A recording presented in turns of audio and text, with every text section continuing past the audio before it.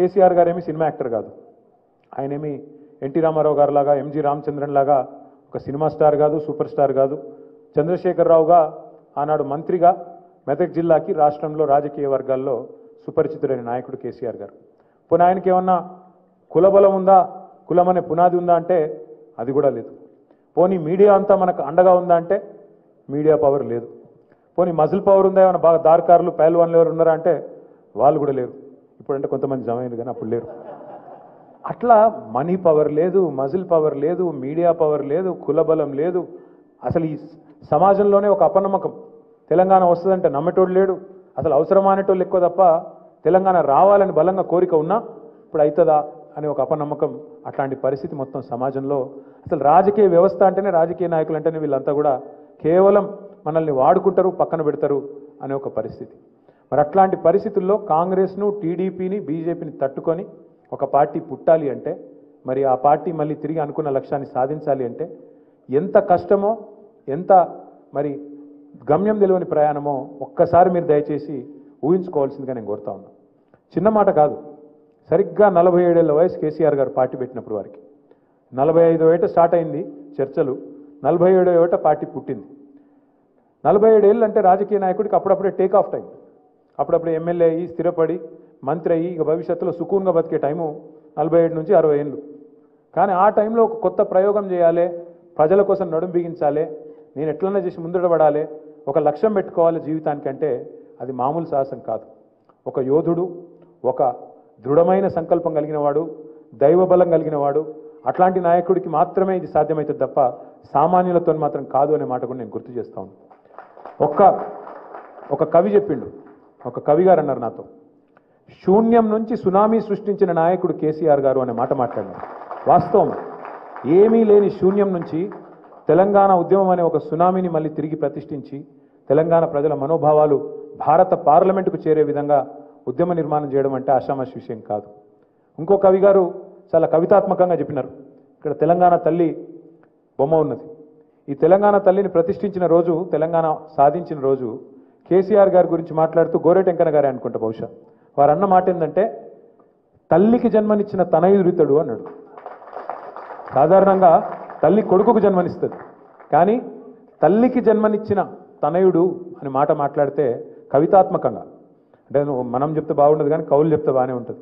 అట్లా కవితాత్మకంగా తల్లికి జన్మనిచ్చిన తనయుడు అనే మాట ఇవాళ చాలామంది, తక్కువ మందికి అదృష్టం దక్కుతుంది. అందులో కారణ జన్మలు కేసీఆర్ గారు కూడా ఒకరు. వాస్తవం ఏంటి అంటే 2001 నుంచి 2014 వరకు కేసీఆర్ గారు పడ్డ కష్టంలో ఇలా మనం ఎదుర్కొంటున్న కష్టం అనువంత కూడా కాదు. 2001 నుంచి 14 వరకు ఆయన చేసిన కష్టంలో ఇలా మనోళ్ళు వచ్చి చెప్తుంటారు అప్పుడప్పుడు నాకు, అన్న కేసులు అవుతున్నాయి, అన్న వీడు బెదిరిస్తుండే, అన్న వాడు బెదిరిస్తుండే. మరి ఈ ఊకదంపుడు, ఈ చిన్న చిన్న ఉడత ఊపులకే మరి కేసీఆర్ లాంటి నాయకుడు కూడా అన్నాడు భయపడి ఉంటే ఈరోజు తెలంగాణ ఉంటుండేనా, తెలంగాణలో మనం స్వేచ్ఛా వాయువులు పీల్చుకునే అవకాశం ఉంటుండేనా ఆలోచించమని చెప్పి కోరుతా ఉన్నాం.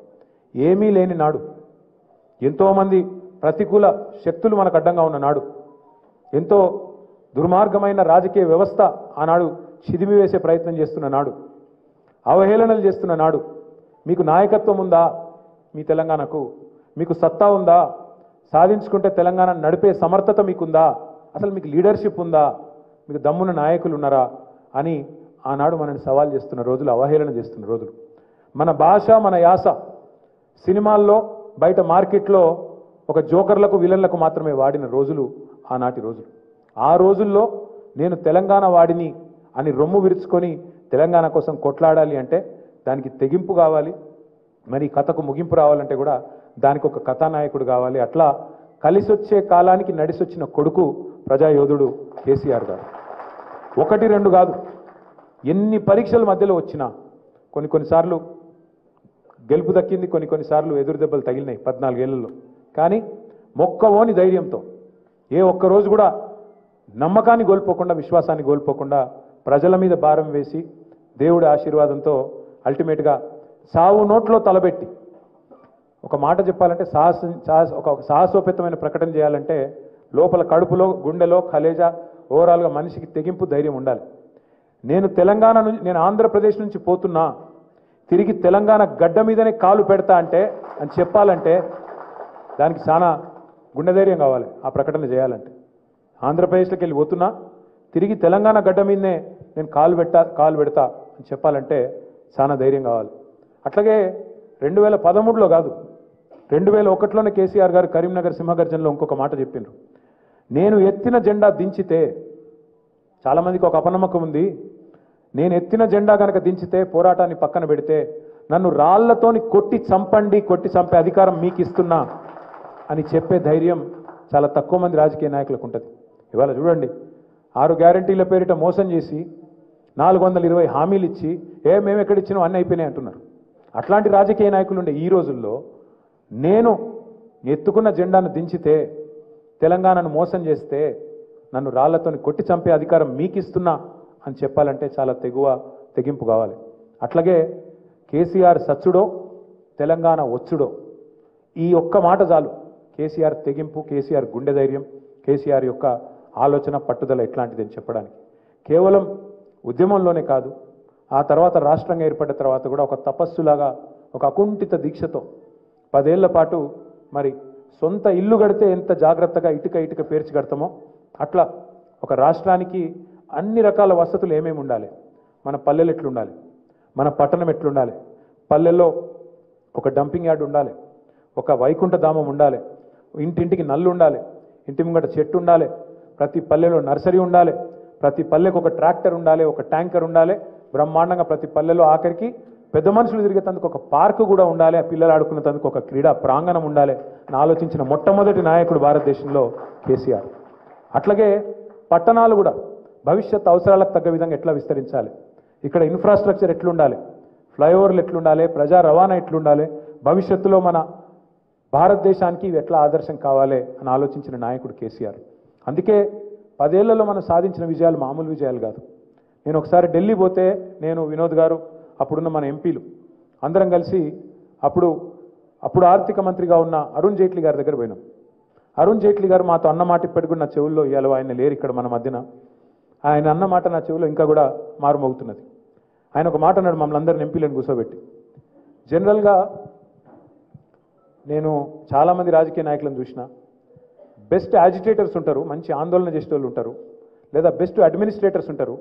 కానీ మీరు అదృష్టవంతులయ్యా, best agitator also he's become the best administrator KCR రూపంలో. మీ అదృష్టం అది అని ఆయన చెప్తుంటే మేమందరం గర్వంతో ఉప్పొంగిపోయినాం.